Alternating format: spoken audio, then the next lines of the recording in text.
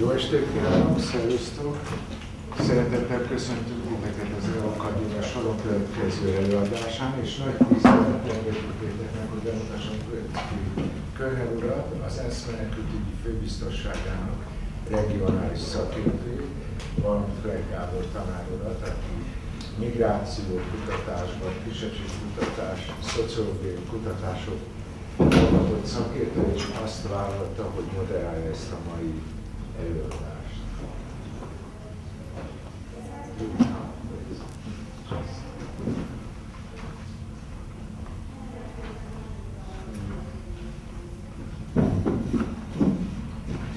Just some words about the issue of migration in Hungary.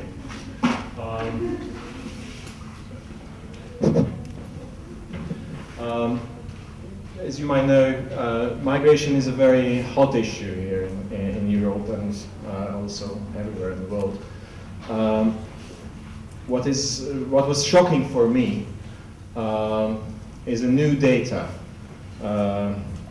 of a new research done by Tarki Research Institute that the migration potential of the Hungarian inhabitants is 1.5 times higher than 2 years ago,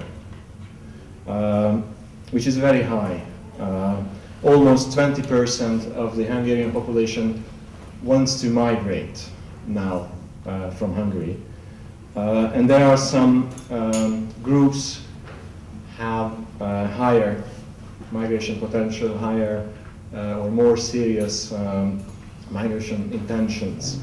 One of these groups is the young people under 30 years, and the other one, those who think they are healthy, and what is very, how can I say, piquant, that 1/3 of the Jobbik voters want to leave Hungary.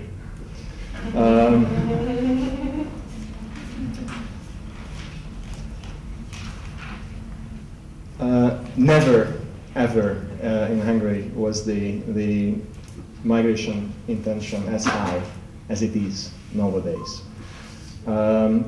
I think that this data shows that there are some kind of problems in a society when a lot of people want to leave a country. It's an indicator of social, economical problems. I don't want to use more time, and I want to ask Mr. Gottfried Köfner to make his presentation on, as I know, forced migration in Europe. Thank you. Thank you. Maybe we can just put the microphone somewhere in front of me, according to the work. You can also move up a bit. Yes, but we leave it there. As long as I don't need to move it. Should work better. Yeah, okay. Since I'm going to speak for a while, I remain sitting, otherwise I would be walking around. Sometimes I also need my notes for reference, not to forget the important things at the right juncture. So thanks for coming here this early evening to listen to me. So let me briefly introduce myself. I'm the original representative of UNHCR in Central Europe. We cover 7 countries from here, so Poland, Slovakia, Czech Republic, Hungary, of course, Bulgaria, Romania, and Slovenia. UNHCR as such, as a global organization, we just celebrated our 60th anniversary last year with a mandate for refugees, also a mandate for internally displaced persons, and in particular also for stateless persons. Operates in mostly it's 122, 123, it always changes, countries, and we on the one hand have a responsibility to ensure the protection of refugees, and how can do that, the categories and so on, as well as to assist governments and refugees, together with NGOs, for instance, and others, to solve, to find what we call durable solutions to refugee problems globally. So we also run in certain places where countries or states or governments are not in a position to provide all the services. We run actually or coordinate assistance programs.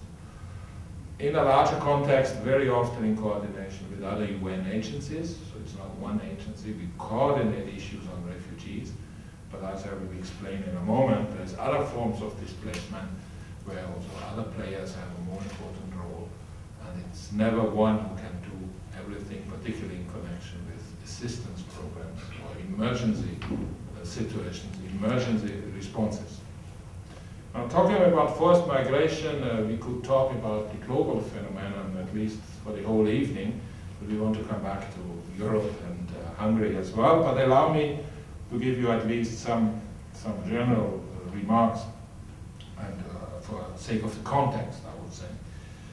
Now, I'm going to address three areas, basically: migration and forced migration phenomenon globally, the causes and what it means.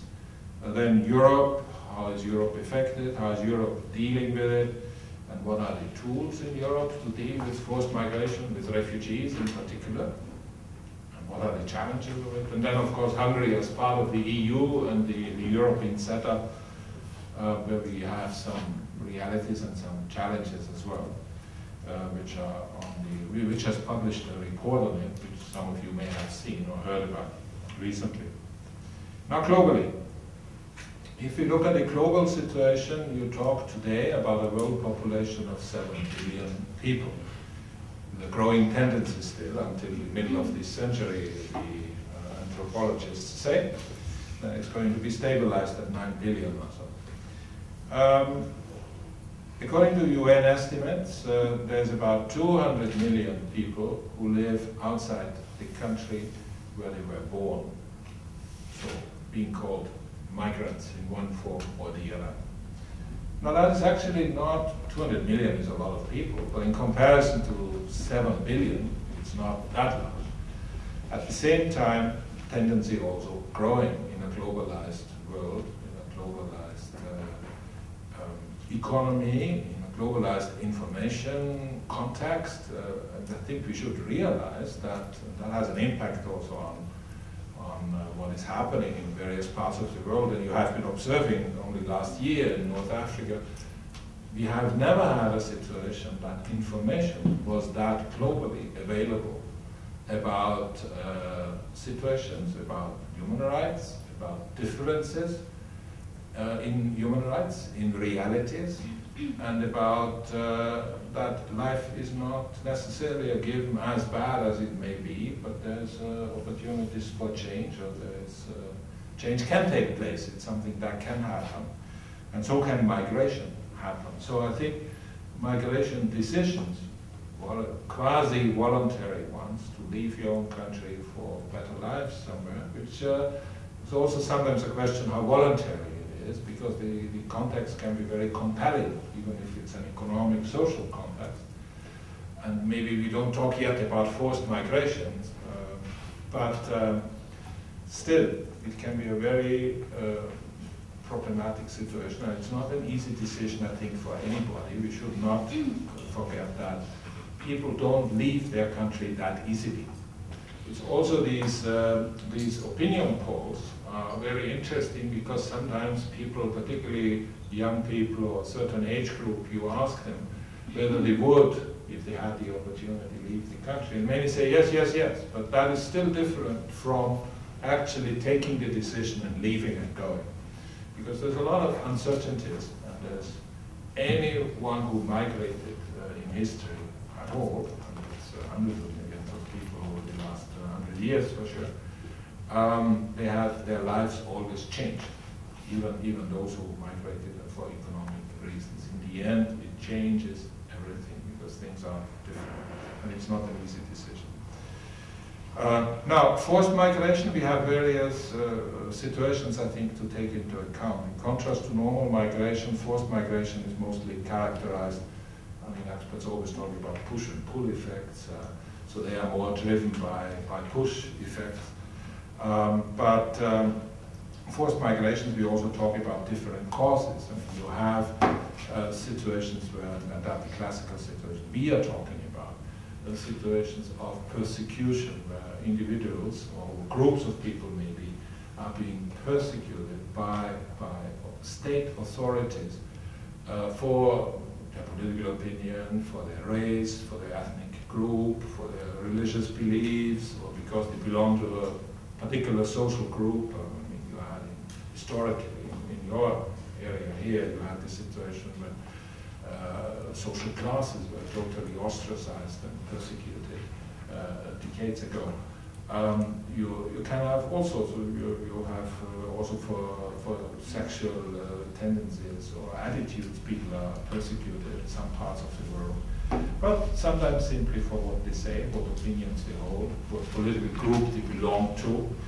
And then you have, in that context, even very often, actual conflicts, which lead to often even massive displacement. Now these are all what we sometimes call causes driven by human intervention.